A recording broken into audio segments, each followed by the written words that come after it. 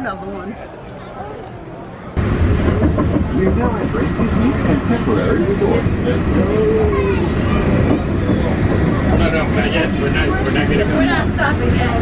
This is the hotel. You come every year and we're not going yet. No, this is one day before hotel. We're not going to the hotel. No, it's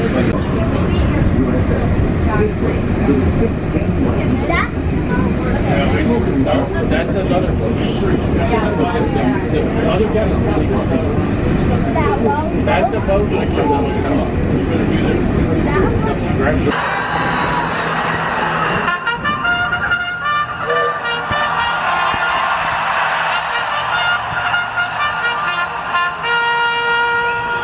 Welcome everybody, welcome to Main Street Fire Rescue. We are in service. It's Matt from Magic Kingdom. This afternoon is a beautiful day. It's a middle of the week Wednesday. I come out here for Tiana's Rainforest Cafe Bayou Adventure. Hobby Lobby Flower Aisle Explosion is got an opening date set. Well, kind of. Summer 24. There's some new artwork that's been put up for this attraction on the construction walls, and there's some new details. I want to go talk about it. I want to see the construction. I've seen things on YouTube and that, but I want to go to the actual site and see what we can see and also give my input on this project. I have mixed feelings on it, and I'll explain those when we get there. Oh, and by the way, I always like to give credit where credit's due. The Rainforest Cafe and the Hobby Lobby Flower Aisle, those come from the other sites like Mickey Views and WDW Pro and that, and they're just funny because everybody else kind of sees this thing as well. They're like, what is going on here? So thank you all for those funny little plays on words to add to this attraction. So we'll take a closer look at it once we get inside. I'm kind of, anxious to see what we're gonna see. I hope y'all enjoy this. Let's get our asses inside. We're in service. It's very deceiving today because it doesn't look that busy, but the wait times say otherwise. Yeah, it has to be. You're going to show you like this. Okay. Yeah. All right, we're on our way to Tiana's Rainforest Cafe Adventure.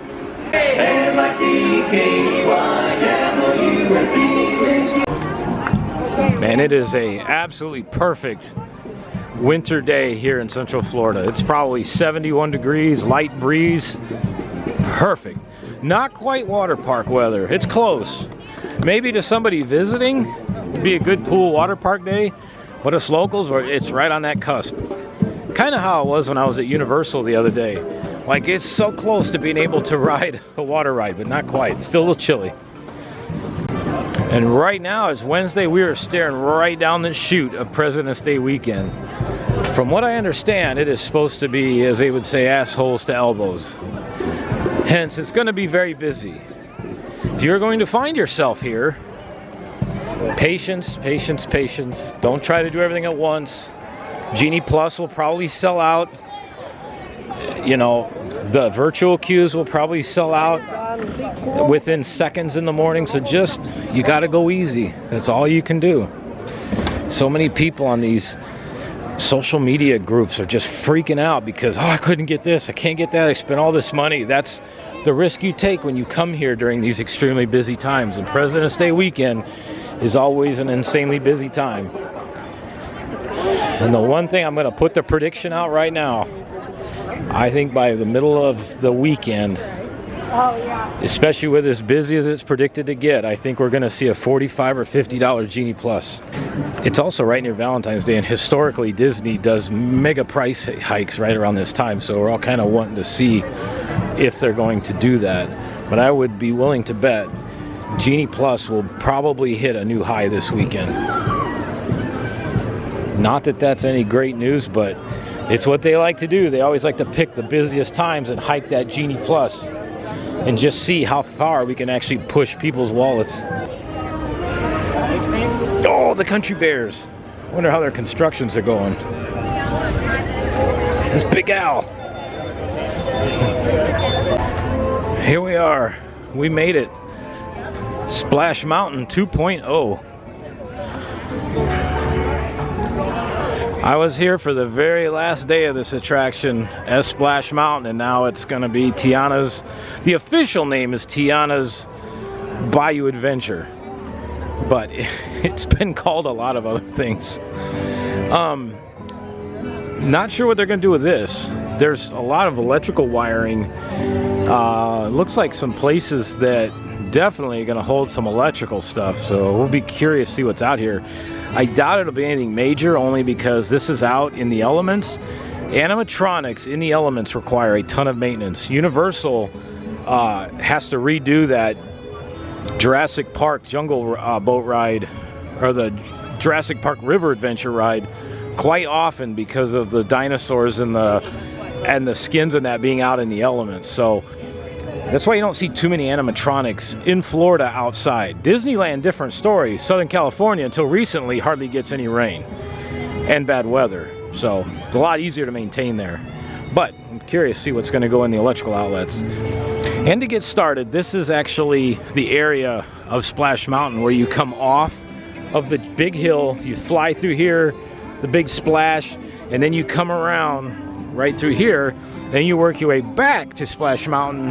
And you used to go back inside the mountain over here. There was a small little drop down and next to a waterfall that would get you pretty wet, and especially if you're in the front car or front row. And then you go back into the mountain, and they would be the big Zippity Lady, the big boat with all the animatronics on it where they'd sing Zippity Doo-Dah, was right inside. Which that was a pretty impressive animatronic, because not only was it a boat that moved, but it had audio animatronics on top of that. And somehow I don't think we're going to see that.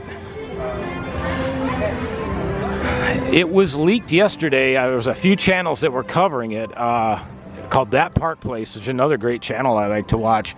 They were showing the potential renderings of the last part of the ride where the Zippity Lady was, where they sing Zippity Doo-Dah at the end of Splash Mountain. It looks like that's going to be a replication of downtown New Orleans, like kind of a downtown area. We shall see. But to get started, the one thing I can see that I'm not a fan of right now, and again, I'm not picking this apart to be an asshole, I just feel like Disney's so much better than this. So you can see this right here is the lift hill where you would go up the incline and then you'd start your path that way. But what they've done, if you can see this paint, that's just moss paint on the old roof. They didn't even pull the roof off and actually repaint it. That's just mossy paint applied to the existing roof. Now, I'm not sure about you all, but when we get a bunch of bad weather here in the summers with our storms, tell me that's not going to come washing off of there. And people might say, well, Matt, they've probably already planned for that. Since the paint at the new Moana water adventure play area at Epcot is already having paint coming off, I just wonder. The other thing that I have that I'm not so sure about is they're starting to take scaffolding down, which means everything's pretty much wrapping up. But right here, that's the old Splash Mountain. That hasn't been touched. All of this is old. All of this over here is old Splash Mountain. None of that's been touched. Now, unless they're going to move the scaffolding and repaint this or theme it somehow, I'm curious as to what they're going to do. But to me, it would look kind of odd if you have all of this right here, and then this is still the original Splash Mountain facade. And then right here, this is the new artwork that went up yesterday.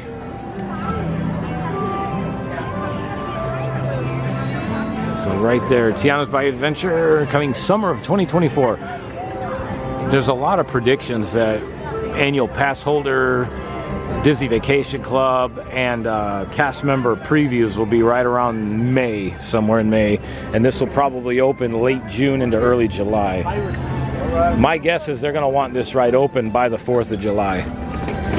Especially with the crowds. Ooh, this stuff, the sun is shining just right. The camera won't pick it up, but you can kind of see through there a little bit. Yeah, see what I'm saying? You can see just a little bit. There's actually, I don't think y'all can see this. There's a log in the channel right there. That's where that little lift, hill, and drop is right there. Right down there. Because normally this scrim isn't here, and you can stand here and watch the boats come down the hill and then watch them go back in the mountain that way. Apparently there was some testing going on. I saw somebody posted it on their channel, one of the live streamers, but there was water on, and apparently there were boats coming down. But the scaffolding's coming down, everything's about finished, but I just am not sure what to make of this. It's like, it looks like the Rainforest Cafe, does it not? So this is supposed to be a bayou on a mountain with a water tower that is cool, but people are trying to figure out what role does that thing play. Man, I don't know, what do y'all think? Give me some comments. I want to know what people think, because I just can't have my opinion. Even if you think this is going to be the greatest ride ever, let me know. It's all about discussion, whether we agree or not. And see, this is the other thing I'm talking about right here. This is Old Splash Mountain. All of this is not changed. The only thing that's really changed that I can see is they scalped the top of Chickapin Hill there. There used to be a big tree up there that they took off, and they just rounded it off. But what they're doing though is they're just painting right here. That's just moss paint. Kind of like you'd see on a model railroad. Now tell me, that's not gonna come washing down when we get one of those big heavy duty July, August thunderstorms. I wonder what that's gonna do to that. Is that gonna come washing off of there? And if it does, what's that gonna look like? And then right here, this is still Old Splash Mountain right here. That is still the same. And a lot of people are wondering, what are they gonna do? Are they gonna just leave this as is? Because this, I mean, I'd be fine with it if they left it alone, but yeah, you're missing the point. Wow, look at this. Big Thunder Mountain Railroad, standby, 75 minutes. Whoo-wee! You know it's busy when the railroad back here has a line. I can't tell you the last time I saw a line up there on the platform. That's how you know it's a busy day. Again, it's very deceiving, because by walking in here, you'd think that there was nothing going on.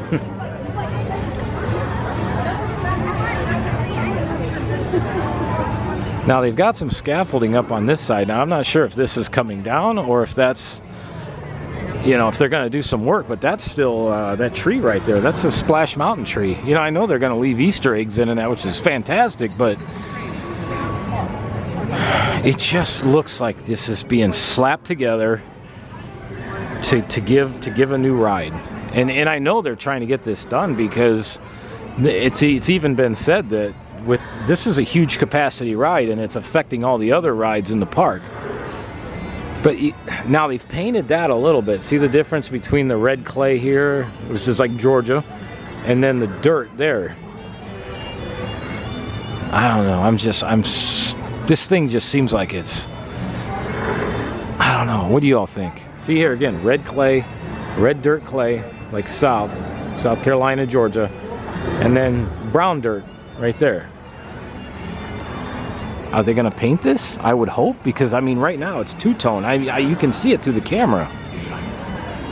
And I don't care what they say, the true fans, the people that are really going to come through and pick this apart, are definitely going to notice that.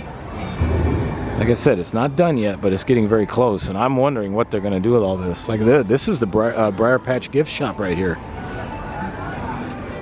This is still unchanged.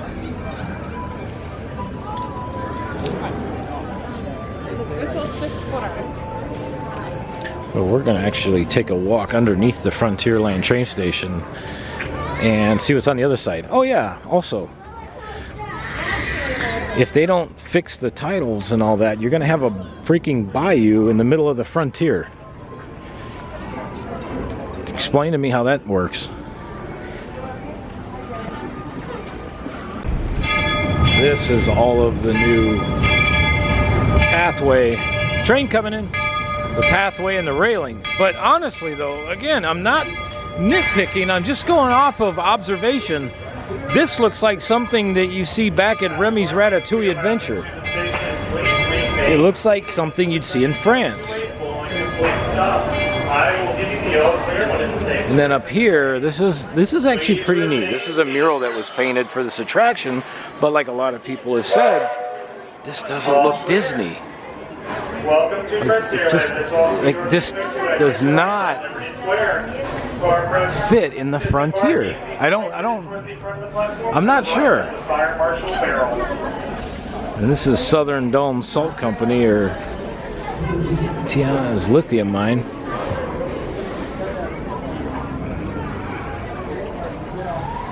So the whole idea behind this attraction is you're supposedly going to a big party and you're looking for the ingredients to something for this party, and the big drop is everybody's trying to figure out how they're going to lead up to the big drop, because when it was Splash Mountain, Brer Fox finally captured Brer Rabbit, and that's when he said, please don't fling me in that briar patch, and it was the equivalent of basically Brer Rabbit being thrown up into the air and then landing in the briar patch.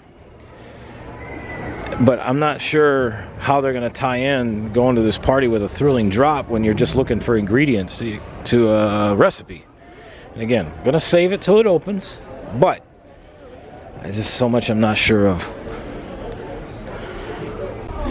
Man, it's crazy busy back here. Last time I came back here, there was nobody here. Nobody. That's how you can tell it's busy, though. Like I said, we're staring down the avenue of President's Day weekend, and it's, if you're going to be out here this weekend, my thoughts are with you. I will not be here. It's going to be crazy busy.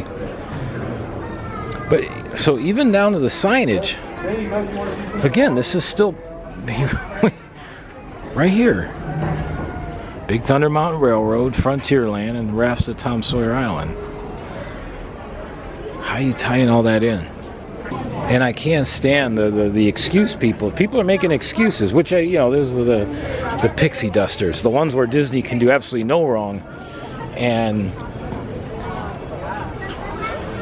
a lot of them have said, "Oh, not everything has to mesh in." That's what Disney. That was the heart of Imagineering, was tying everything into a theme and a land. And now they're sitting there going, well, not everything has to match up. Man, that's just making excuses.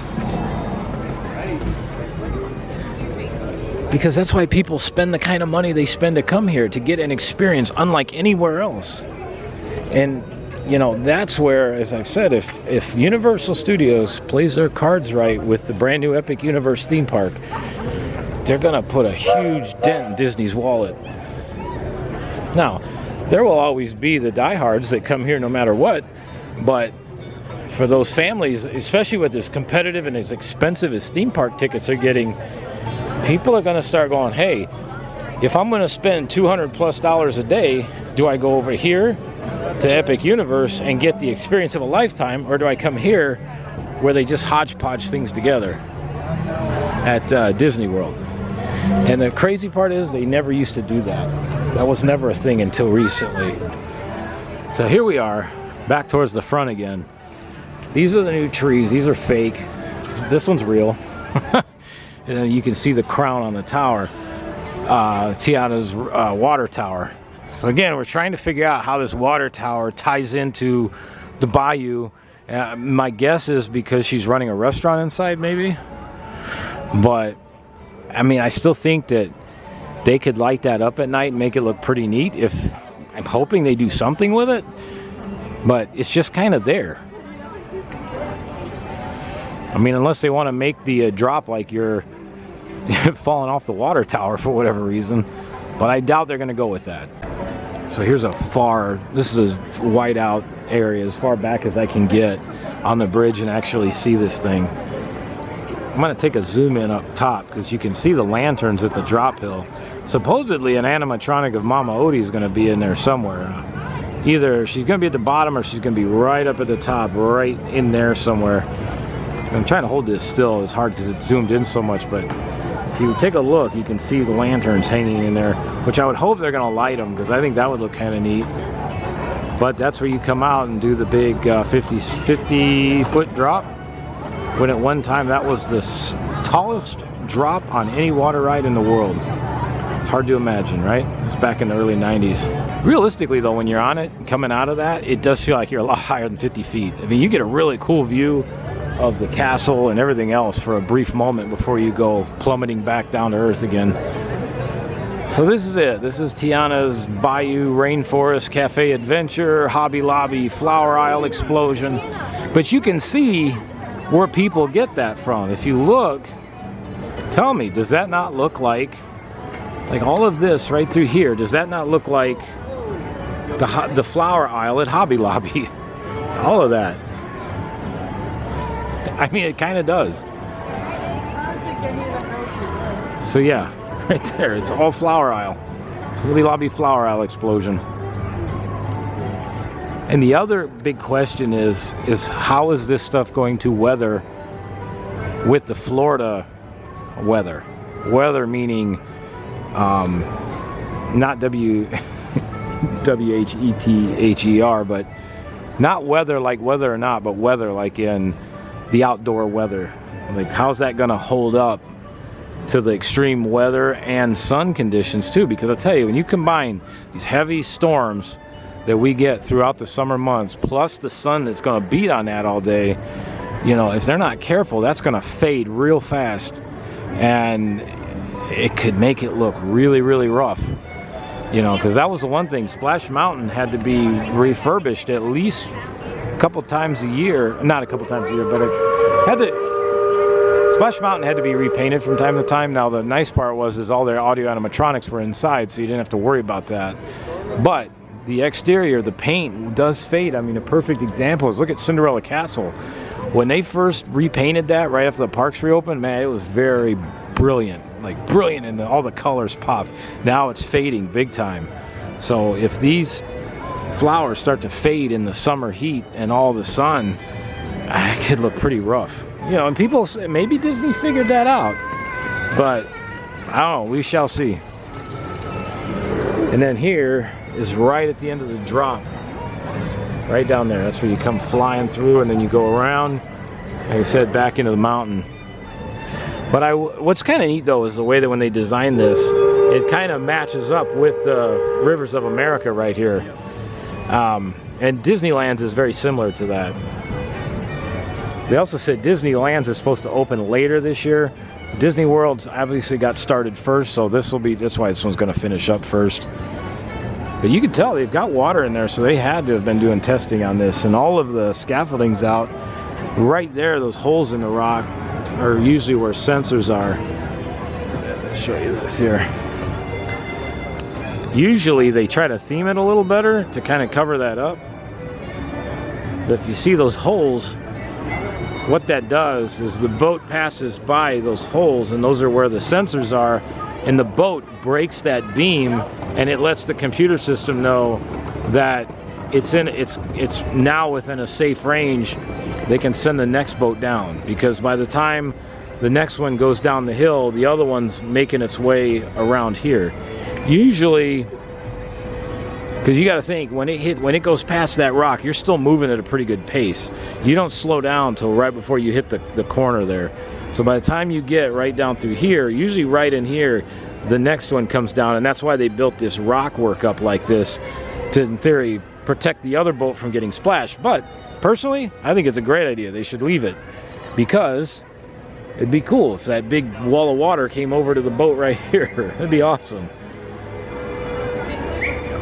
And the way this works too, which is kind of cool, these water rides are really fascinating to see, especially when they're out of water. But you can see how the rails right here, and it kind of dips down back into the trough. What happens is this thing hits the water. It's a lot. Those rails keep the boat in shallower water, if you will. And then as it moves this way, it gets gradually deeper and deeper and deeper. And then once it hits the deepest of water is when you hit that big wave in front, which ultimately slows the boat down. You can see right there at the end of the track is where the boat actually goes back into the trough right there. And then it continues on around. And I will say, for anybody that likes to ride these things with your hands outside of it, these boats weigh about, right about 1,500 pounds each. on average, because of the mechanisms, the wheels, the assemblies, and everything. Plus, you got to throw the weight of the people in there. It's not a 20-pound, 25-pound log that we all sit in, that if you were to bump your hand against the wall with that thing, that would just be like, oh, that kind of, I felt that. It would almost crush your hand. So that's why they tell you, keep your freaking hands inside the freaking boat. So that is Tiana's Rainforest Cafe Adventure Bayou Edition. What do you think? Let me know. One other thing I'm going to add, if you've ever watched, or anybody's ever watched Song of the South, or even read the stories, Splash Mountain did this brilliantly. It matched up perfectly to the story, because when you come out and you go up into this shed here, that was like the little boy in the story going into Uncle Remus's house to hear the stories of Brer Rabbit. He was going into the house, and then once you're up in the house, you start hearing the music, and then you go around, you go back down the drop, and then you start with all of the stories, the storytelling. It's brilliant the way they did this back when it was Splash Mountain. I never realized the sheer level of detail they put into this, but it all made sense. Song of the South, actually, I was able to find a copy of it at MegaCon and was able to rewatch it again. It's been years since I've seen it. And after watching it, Splash Mountain was perfect. Like, it just made so much sense, and it was fun, and all the songs, you know, were happy songs, and the whole thing about finding your laughing place, you know, which is a really cool message at the end. You know, the little boy realized that going to Uncle Remus's house and hearing his stories were his laughing place. It was wonderful. And then right here, this is supposedly the weather vane that everybody keeps talking about. That's been a big thing on social media. Oh, the weather vane, the weather vane. Well, there it is right there. Here's kind of an angle view of the ride too, with the new artwork and everything.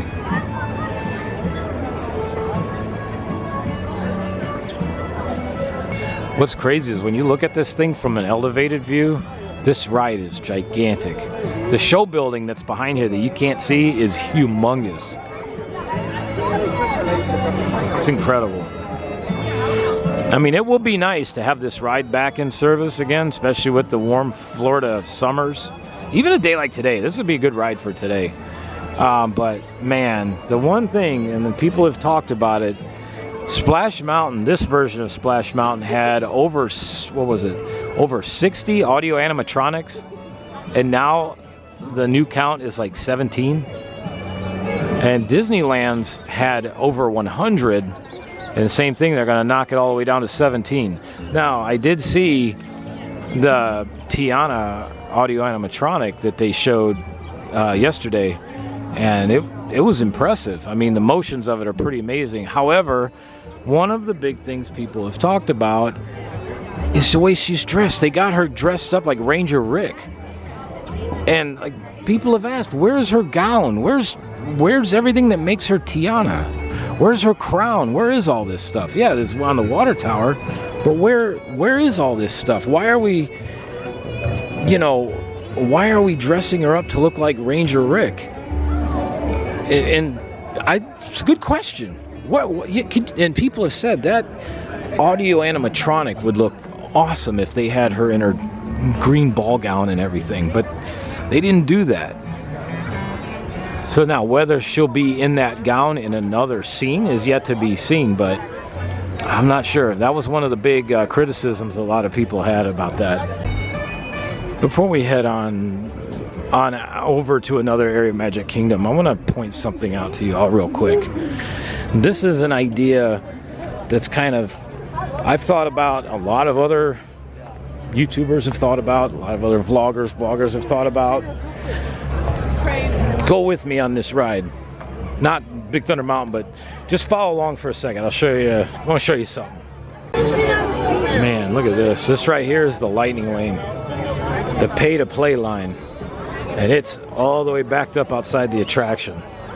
When that happens, that usually means they've oversold lightning lane for the day, or they've sold too many of them, and When that backs up, that slows down the standby to a halt or a crawl, because there's a ratio that the cast members have to go by once it gets busy enough that it ends up being like 70 or 80 lightning lanes per like every 10 standby. So standby doesn't move at all.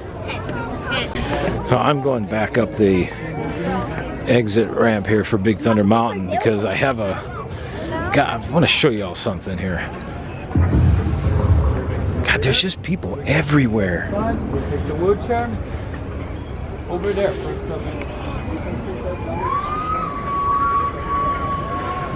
So I'm on the far outreach of Big Thunder Mountain Railroad right here.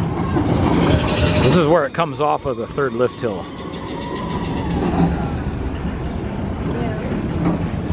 Anyway, a while back, about a year or so ago, Disney came out with all of the D23. They came out with all of this quote-unquote blue sky art, meaning they didn't have a whole lot of attractions to announce.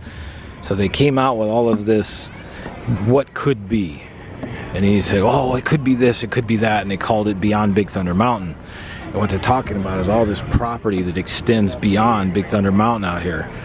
And so they had all of these, you know, like little random sketches and everything that shows like what they could put in. Because if you look at this on a map, there's a ton of space back there. I mean, they could almost build another Magic Kingdom behind this.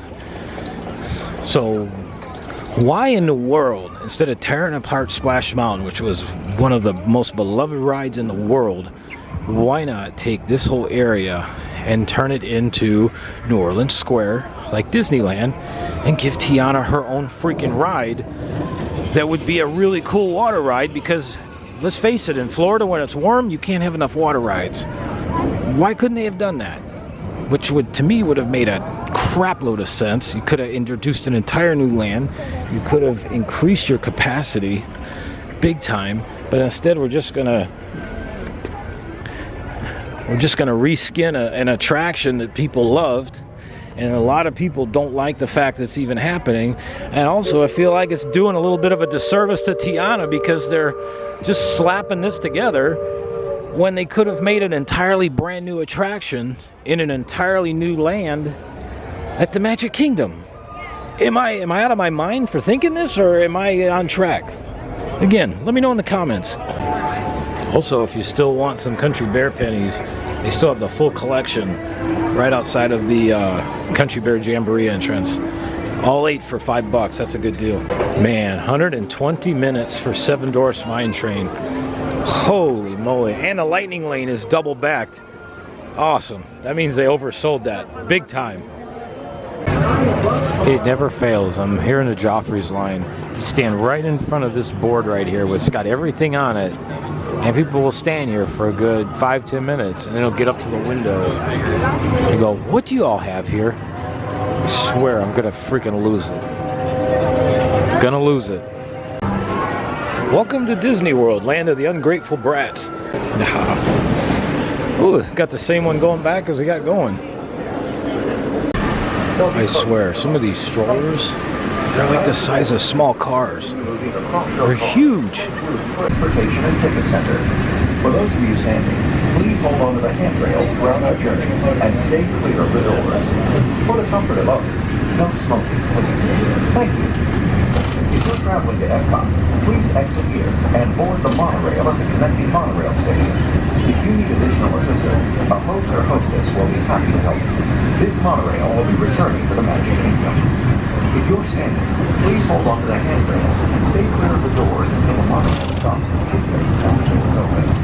If this concludes your visit to the Walt Disney World Resort, we hope you had a wonderful time and will return home safely. This is the Transportation and Ticket Center. Thank you for traveling with us.